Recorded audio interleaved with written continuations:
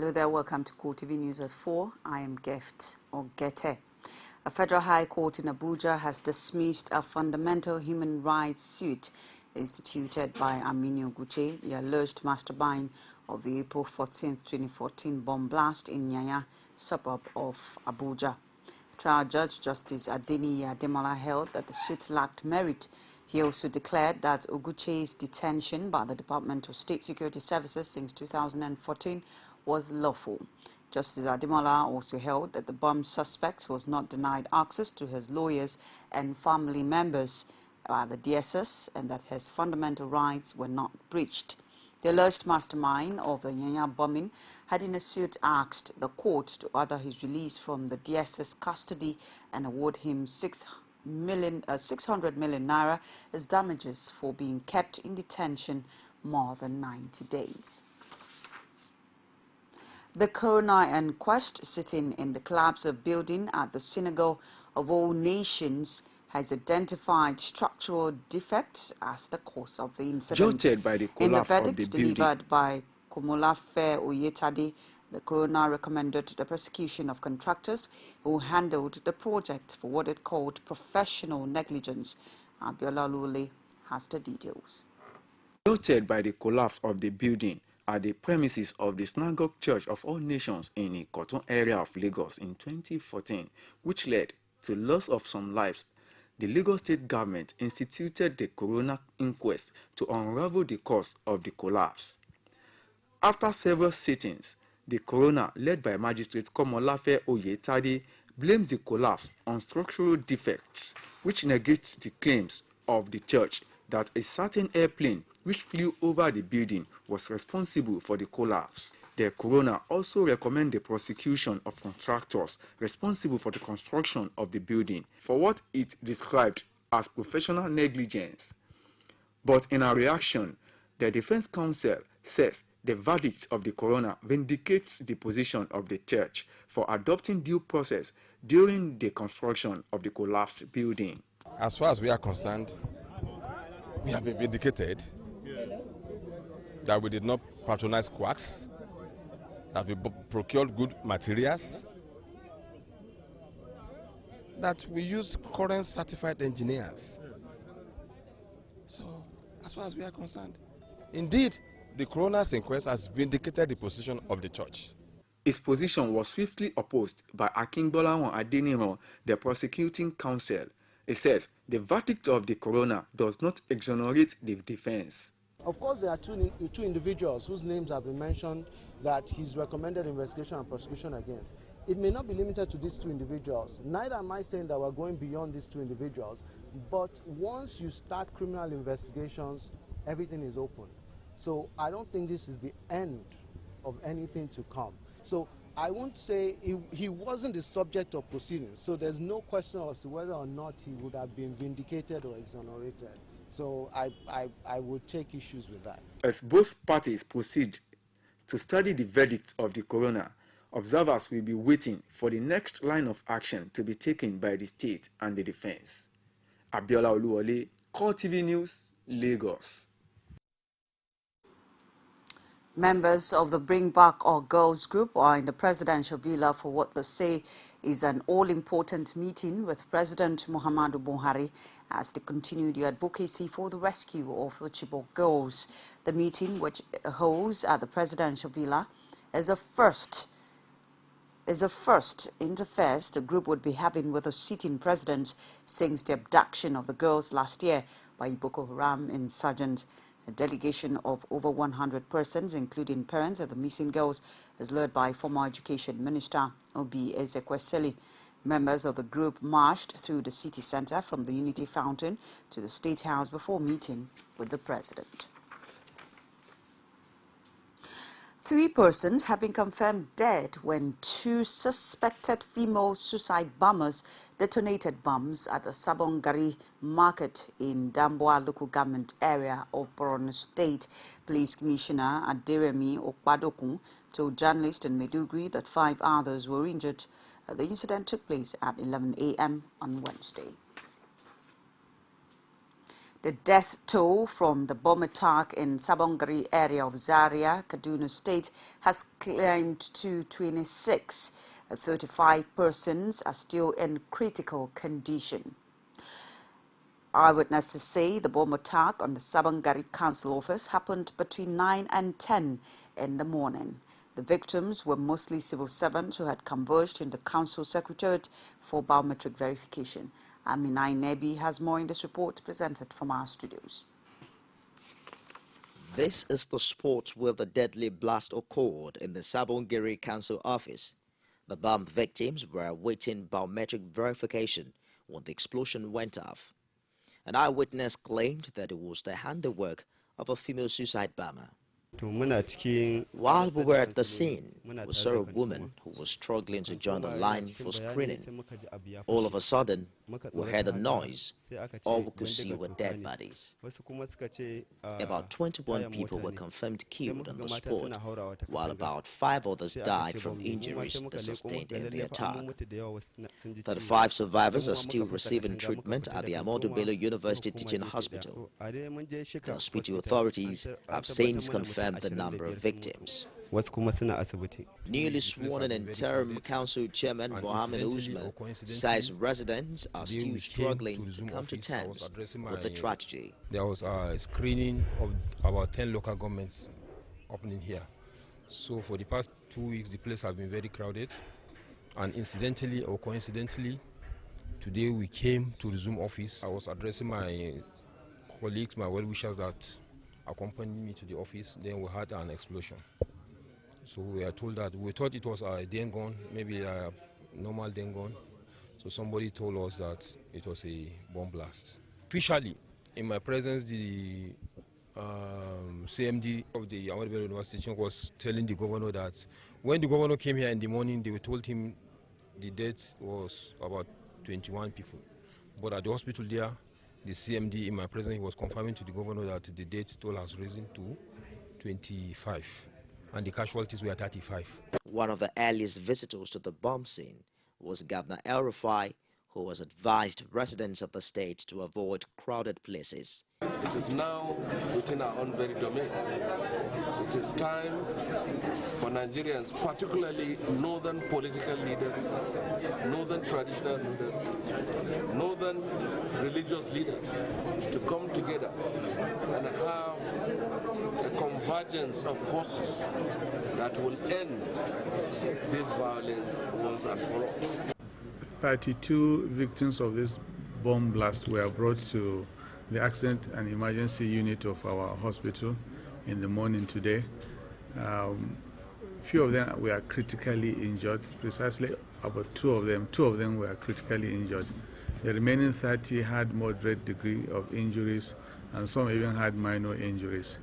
When they arrived, before they came to the hospital, we had information that the bomb blast had occurred in Zaria, so we mobilized our staff to come to accident and emergency. He also introduced new security measures to prevent a reoccurrence. Meanwhile, Kaduna State Governor Nasir El-Rufai has banned beggars and street hawkers after Tuesday's bomb attack in Zaria. The Special Assistant to El-Rufai on Media and Publicity, Samuel Aruwan, said in a statement that the ban takes immediate effect. He explained that the ban was part of special measures introduced by the government to ensure security of lives and property. The government threatened to arrest any beggar or hawker found on the streets until these measures are relaxed. It also maintained that the ban on motorcycles is still in force.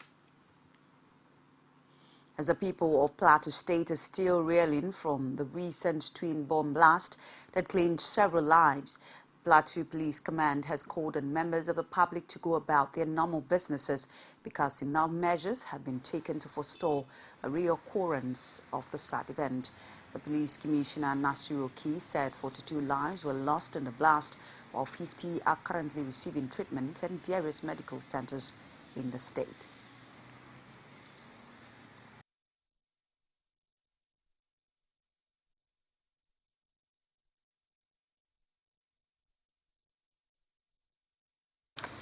So far, 42 died by our records.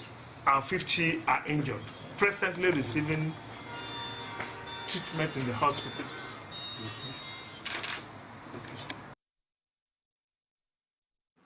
While giving the police account of the just attack, the police boss called on the members of the public to be vigilant and immediately report any suspicious person or object within their vicinity. Bomb explosions that occurred in Jos City on the 5th of July 2015 at about 9:20 hours. The Plateau State Police Command sincerely commiserates with the government of Plateau State, the good people of Plateau State, and the families of those who lost their lives and property during the incident. This is also to intimate the members of the public on the update of the unfortunate incident that the first explosion, which detonated by 2 female suicide bombers, occurred in Shangalinku restaurant along Bauchi Road, Jos.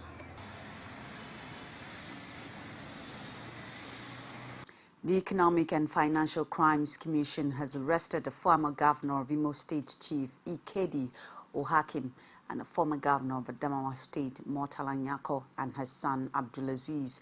Investigation revealed that operatives of the commission arrested Nyako, his son, and Ohakim on Tuesday evening.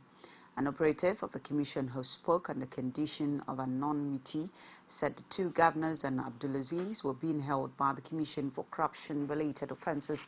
The head of media and publicity of the EFCC, Mr. Wilson Awujarin, confirmed the arrest of the 2 former governors and Nyako's son. He said Nyaka, his son, and Ohakim were billed to appear in court on Wednesday.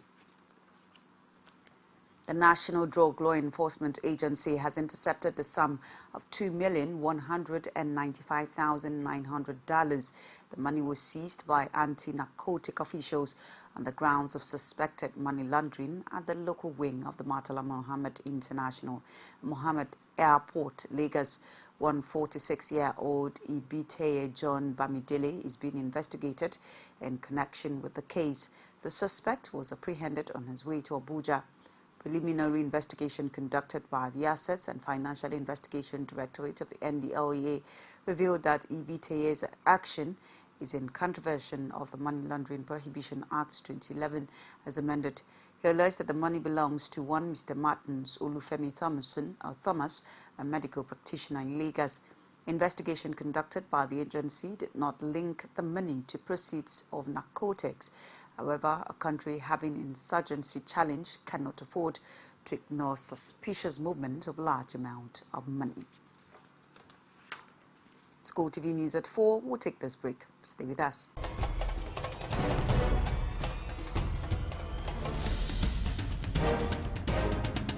This is what the people are saying. You don't run a big economy with generator. They need to do more in terms of energy and power. Many things to do for this Nigeria about lights, water, and new TT. For Nigerians that are not gullible, we know that good laws have done nothing good for this country. Buhari won the election convincingly. Talk to our husband that you should keep promise about what you said, and because people are watching you, you know, another election is coming. Because some people will stand for Yoruba land, will be strong man. You don't die. This nation is moving forward. The best is going to take place. The people giving voice to the voiceless. Welcome back. Now for more information on CoreTV News, you can reach us on our social media platforms, facebook.com/CoreTV News. On Twitter at CoreTV News NG. And on YouTube at youtube.com/CoreTV News. The Imo State Council of Security, headed by Governor Rochas Okorocha, says the council is set to tackle insecurity in the state. The council, in its just concluded security meeting at the Imo State Government House, said they're ready to work together for better security of the state. The meeting, which had in attendance Governor Rochas Okorocha, the Imo State Army Commandant, the Commissioner of Justice, the Commander NSCDC, the Director DSS, Traditional Rulers, and Cultism, Kidnapping, the congestions of Imo prisons, baby factories, and other social vices. Kidnapping in Imo State. Agreed that they come very, very hard on rapists, kidnappers, and thefts, which has become what you might want to call the order of the day in Nigeria, not even in Imo in particular. So Imo State has decided today to get rid of them, all these social ills in the society. 7th of July 2015 makes it 17 years since the demise of the acclaimed winner of the June 12, 1993 presidential election, Moshood Abiola. In an event to commemorate the day, members of the civil societies have called on the federal government to posthumously declare him as elected president of the country. Abiola Oluwole was at the residence of the late Abiola venue of the commemorative anniversary. His report.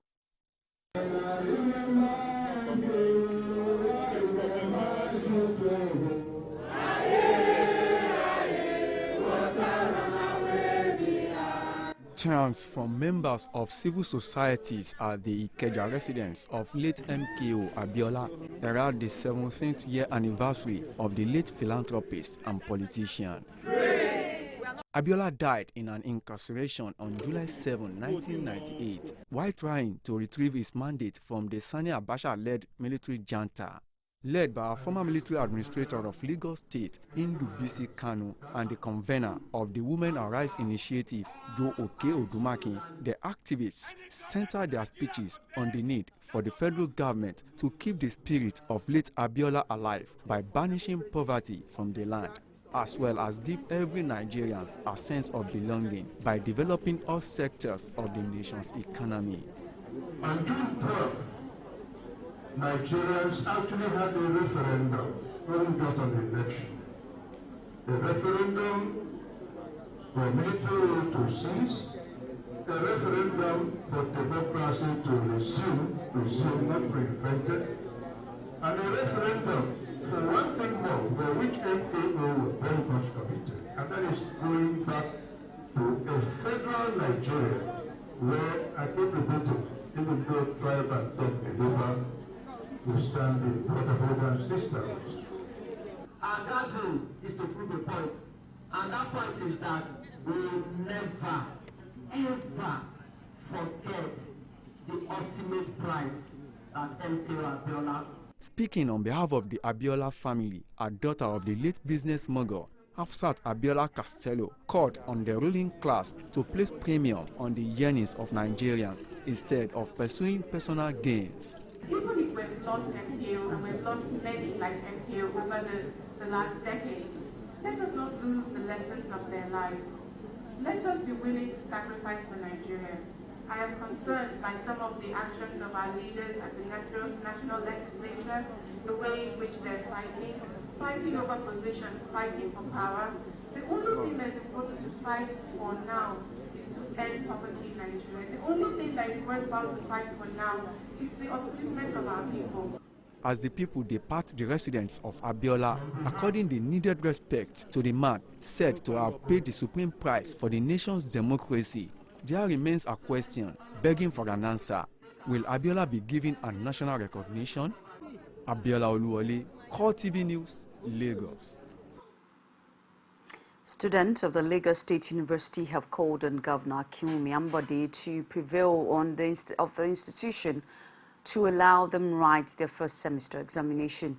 The students who spoke through the Student Union President Adeyemi Onikoro.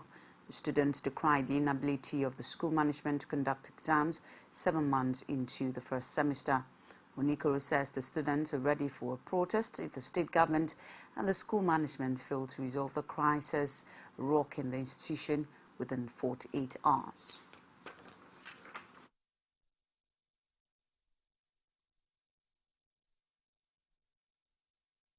It is in this light that the Lagos State University Student Union hereby issue a 48 hours ultimatum to the management of the university, to the state government, and to all parties involved to resolve this lingering issue and do the needful to ensure students are called for the exam on or before Thursday 9 July 2015.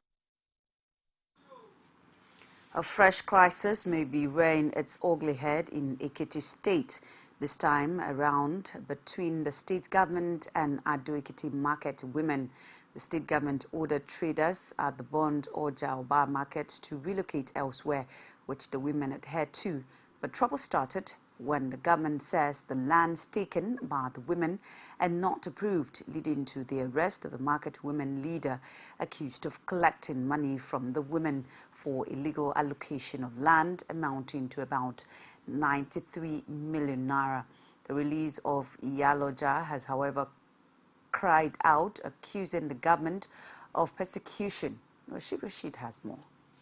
The past government of Kayode Fayemi has tried all means to relocate traders from the Ojaba market, all to no avail. But with the inferno that ravaged the market, the traders had to move to places earlier allocated to them. One of the new sites is the textile market. The woman in the eye of the storm, Waye Osho, says contrary to government's claim that they own the land, she says the land was leased to them by Odua Group of Company, saying the state government only acted as guarantor. Land firstly belonged to Odua,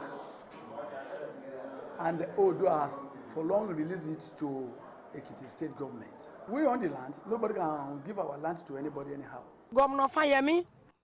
It was Governor Fayemi that stood as guarantor for us at Odua Group of Company.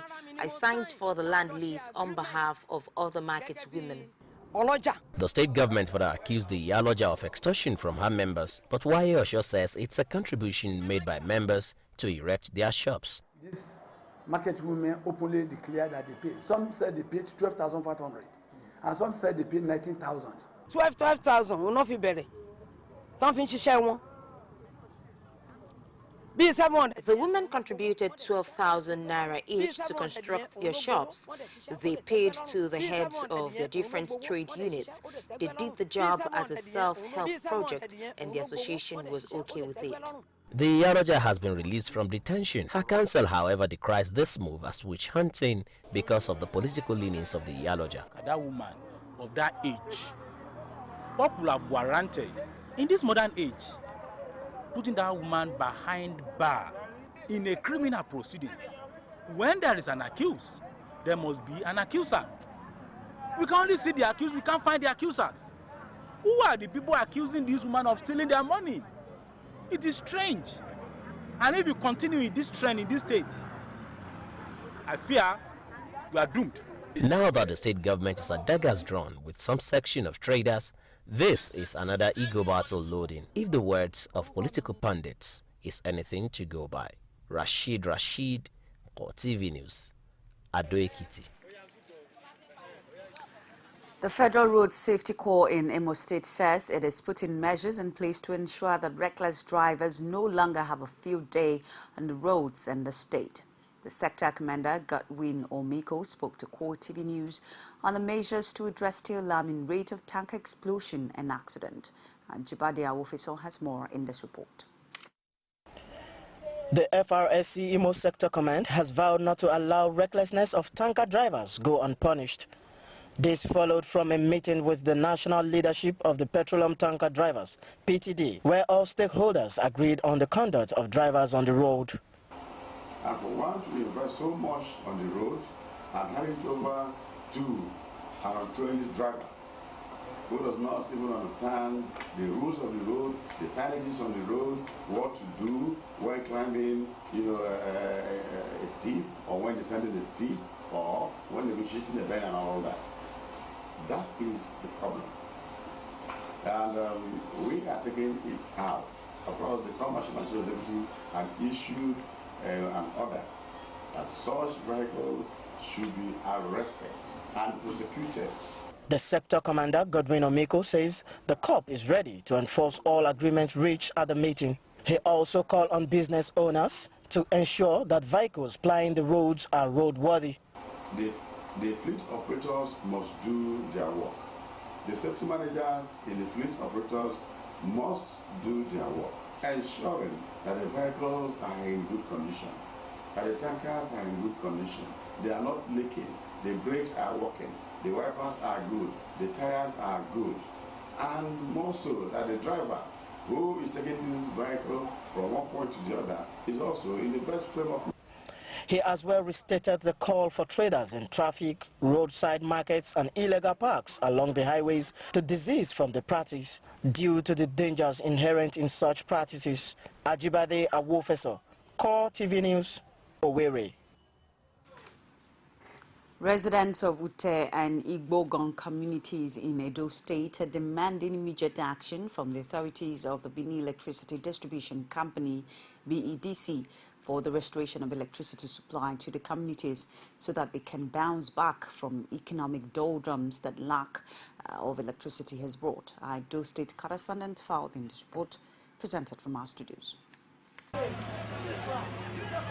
While speaking to newsmen on the 5-month blackouts in both communities, Samuel Ode and Antonio Garike said they decided to embark on a peaceful protest to drive home their point about the return of their transformer, which was initially procured by the communities. They alleged that they took away the transformer serving the community due to the indebtedness of a few people.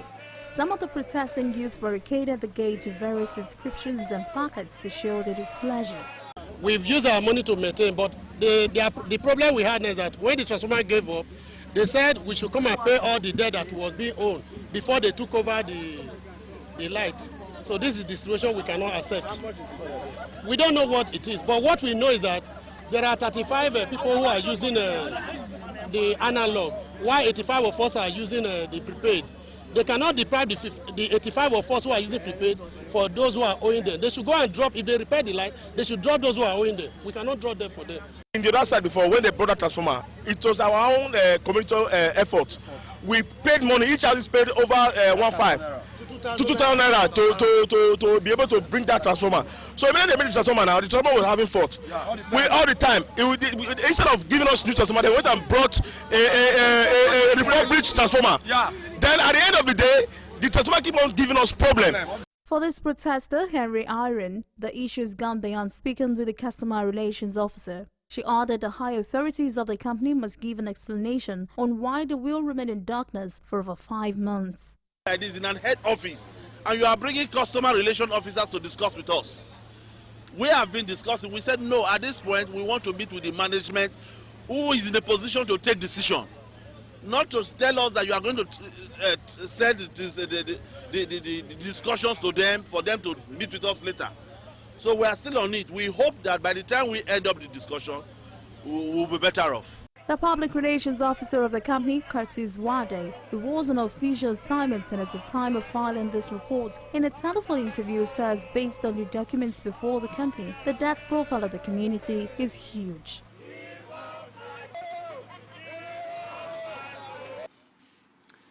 The Plateau State Ministry of Health on Monday disclosed that 167 cases of cholera had been recorded, with 8 deaths since May 2015 in 2 local government areas of the state.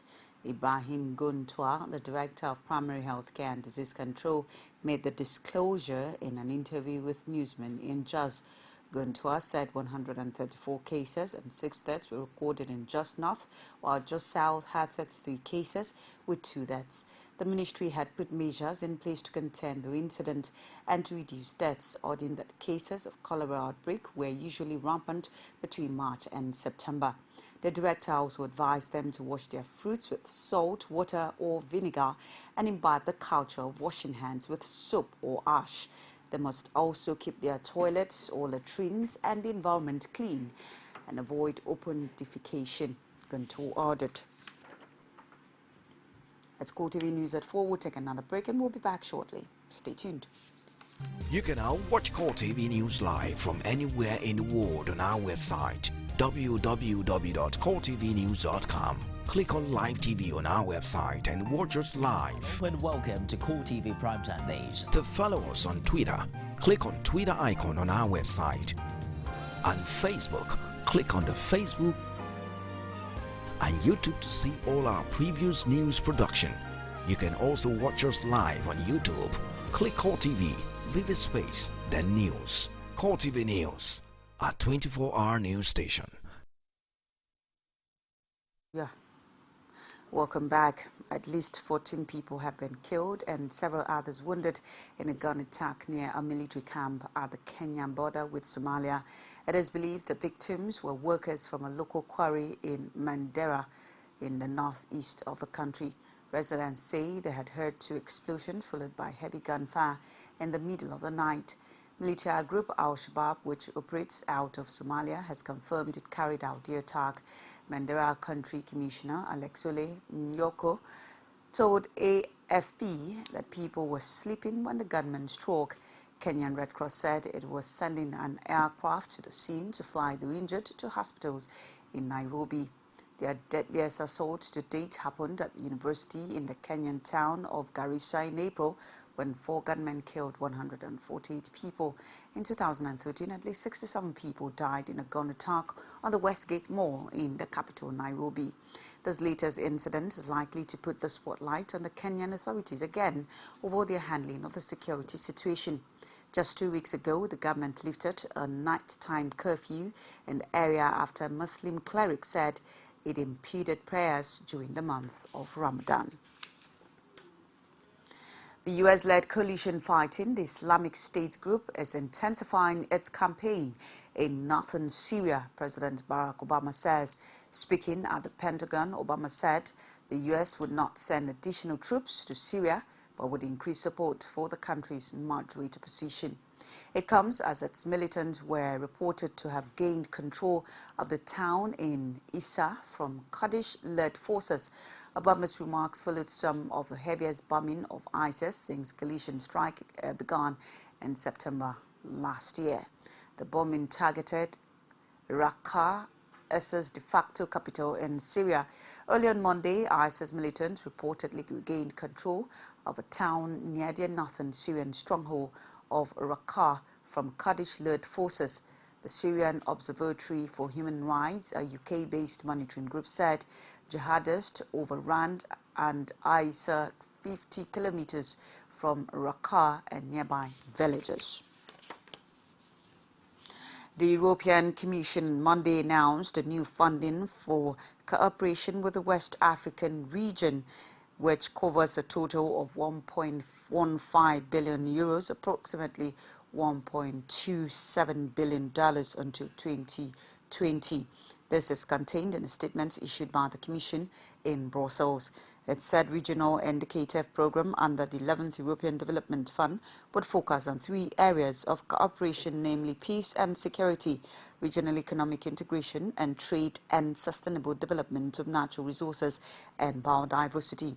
It said the new funding doubled the support from the last programming period.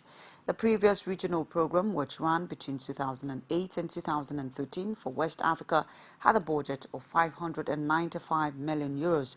Accordingly, the press statement, 16 countries benefit from the EU West Africa region indicative program, namely Benin, Burkina Faso, Cape, Cote d'Ivoire, the Gambia, Ghana, and Guinea. Others are Guinea, Liberia, Mali, Niger, Nigeria, Senegal, Sierra Leone, and Togo. Renewed efforts run to rescue reggae music legend Majek Fashek from the streets of Lagos and from addiction to substance abuse. Majek Odumi Fasheke, popularly known as Majek Fashek, is a Nigerian reggae singer who first gained national fame on a television show in the early 1980s. His song Send Down the Rain was a hit, and he won 6 US-based P-Man Music Awards. However, Rita Fashek, who divorced renowned reggae musician 3 months ago, has revealed that Majek got hooked on drugs and alcohol, which she claimed ruined their marriage and fractured a once successful family. While reacting to their marriage breakup, Rita said she discovered his dependency on drugs and alcohol after the birth of their second son over 15 years ago in New York. She described Majek Fashek before the addiction as a wonderful man whose heart is a pot of platinum. adding that he was a very kind and loving person, a great husband and lover who cared very much for the children. The ex-wife therefore pleads with Nigerians to render help as another attempt to rescue him begins. She says an appeal fund has been set up to raise money for Majek's treatment. That's our news for this hour. Thank you so much for staying on with us. Please join us again. I am Gift Okete. Good evening.